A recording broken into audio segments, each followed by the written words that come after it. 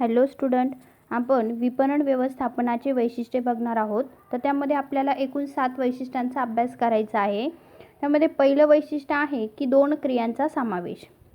मग विपणन व्यवस्थापनामध्ये विपणन व व्यवस्थापन या 2 व्यवसायाशी निगडित असणाऱ्या प्रक्रियांचा समावेश या विपणन व्यवस्थापनामध्ये येत असतो. मग आपण बघितलं विपणन म्हणजे काय, उत्पादकापासून ते उपभोक्त्यापर्यंत वस्तूचा प्रवास संचालित करणारी व्यावसायिक कार्य म्हणजे काय, विपणन होय. आणि व्यवस्थापन म्हणजे काय, व्यवसाय संस्थेतील दैनंदिन कार्याची व्यवस्था पाहणे. अशा 2 क्रियांचा समावेश आपल्याला या विपणन व्यवस्थापनामध्ये येत असतो. त्यामध्ये दुसरं आहे की निरंतर चालणारी प्रक्रिया. मग विपणन व्यवस्थापन ही काय आहे, एक निरंतर चालणारी प्रक्रिया आहे की व्यवसाय संस्था निर्माण झाल्यापासून व्यवसाय संस्था अस्तित्वात असेपर्यंत ही किंवा बाजारपेठ कार्यरत असणे आवश्यक असते. व्यवसाय संस्थेचं टार्गेट काय असतं की आपल्या बाजारपेठेचा विकास कसा होईल, बाजारपेठेचा विस्तार कसा होईल, हा विपणन व्यवस्थापनाद्वारे साधला जातो. म्हणजेच विपणन व्यवस्थापन काय आहे, निरंतर चालणारी प्रक्रिया आहे.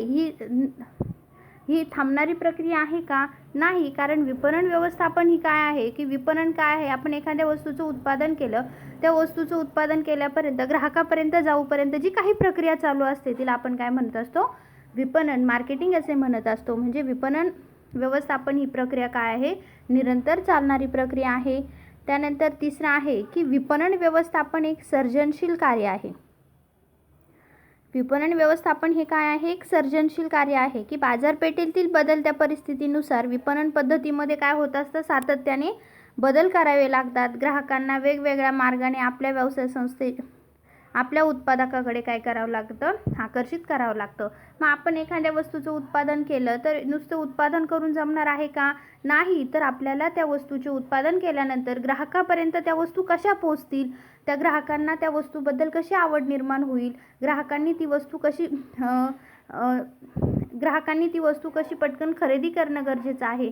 यासाठी आपल्याला काय करावं लागल की ती ग्राहकांना ती वस्तू पटवून द्यावी लागेल. मग ती पटवून देण्यासाठी आपल्याला जाहिरातीचा माध्यम वापर करावा लागेल किंवा प्रत्यक्ष दारोदारी जाऊन त्याची विक्री करणं गरजेचं आहे किंवा जाहिरात करणं गरजेचं आहे.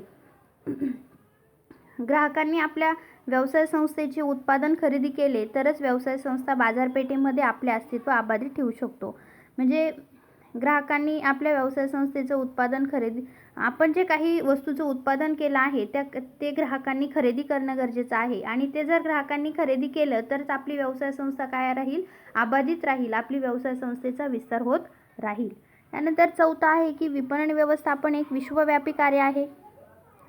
मग विपणन व्यवस्थापन हे विश्वातील सर्व प्रकारच्या व्यवसाय संस्थांना लागू होत असतं. कारण प्रत्येक व्यवसाय संस्था ही नफा कमवण्यासाठी स्थापन झालेली असते आणि या नफ्याची प्राप्ती त्यांना विपणन व्यवस्थापनाद्वारेच होत असते. म्हणजे आपण जर बघितलं तर कोणतीही व्यवसाय संस्था स्थापन करण्यामागचा हेतू काय असतो का, आपल्याला जास्तीत जास्त नफा कसा होईल आणि आपल्या व्यवसाय संस्थेची विस्तार कसा होईल, या उद्देशानेच आपण काय करत असतो, व्यवसाय संस्था स्थापन करत असतो. म्हणजेच प्रत्येक व्यवसाय संस्थेचं नफा कमवण्यासाठी ही व्यवसाय संस्था स्थापन झालेली असते. म्हणजे विपणन व्यवस्थापन हे काय आहे, विश्वव्यापी कार्य आहे.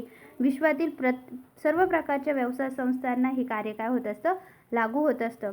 त्यानंतर पाचवं आहे की विपणन व्यवस्थापन एक सामाजिक कार्य आहे. विपणन व्यवस्थापन हे काय आहे, एक सामाजिक कार्य आहे. याद्वारे समाजातील विविध घटकांमध्ये संबंध निर्माण करत असतात. मग उदाहरणार्थ जर आपण बघितलं तर ग्राहक आणि विक्रेता यांच्यामधील संबंध कसा आहे, घाऊक व्यापारी व किरकोळ व्यापारी. मग घाऊक व्यापारी म्हणजे कोणते व्यापारी, घाऊक व्यापारी म्हणजे जे काही मोठे व्यापारी आहे ते मोठे व्यापारीपासून तर किरकोळ व्यापारीपर्यंत जे काही संबंध आहे ते कशा पद्धतीचे आहे. उत्पादक व वितरक व्यवस्था.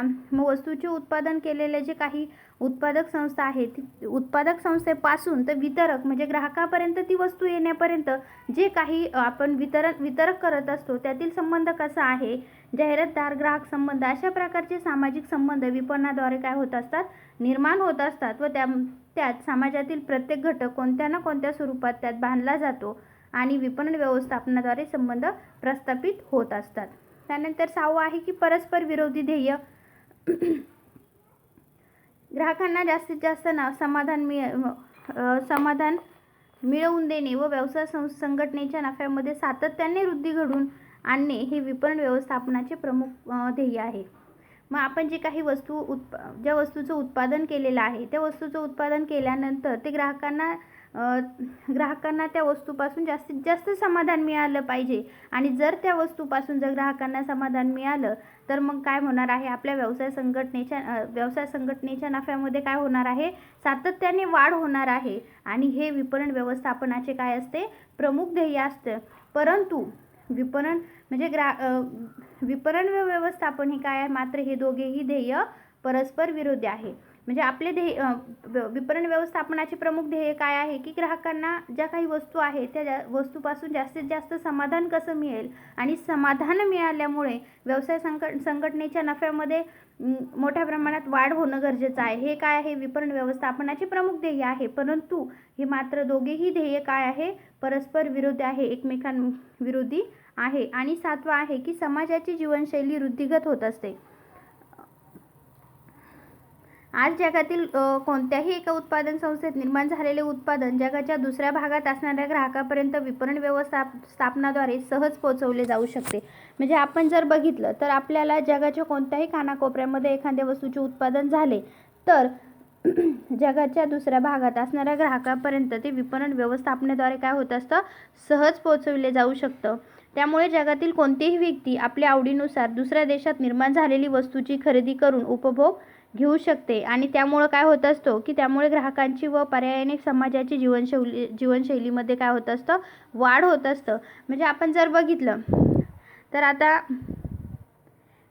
जे काही आपण ज्या काही वस्तू वापरतो, चायनाच्या पेन असेल, त्या वस्तू काय होत असतात, दुसऱ्या देशामध्ये तयार होत असतात. आणि ते आपल्या देशामध्ये त्या वस्तू विकण्यासाठी आणण्यासाठी आपल्याला कशाचा आधार घ्यावा लागतो की विपणन व्यवस्थापनाचा आधार घ्यावा लागतो. आणि त्यामुळे काय होत असतो, म्हणजे थोडक्यात काय, जगाच्या कोणत्याही कानाकोपऱ्यामध्ये एखाद्या वस्तूचे उत्पादन झाले तर ते दुसऱ्या भागात असणाऱ्या ग्राहकांपर्यंत हे सहज उपलब्ध होऊ शकते. मग त्यासाठी आपल्याला विपणन व्यवस्थापनाची मदत घ्यावी लागते.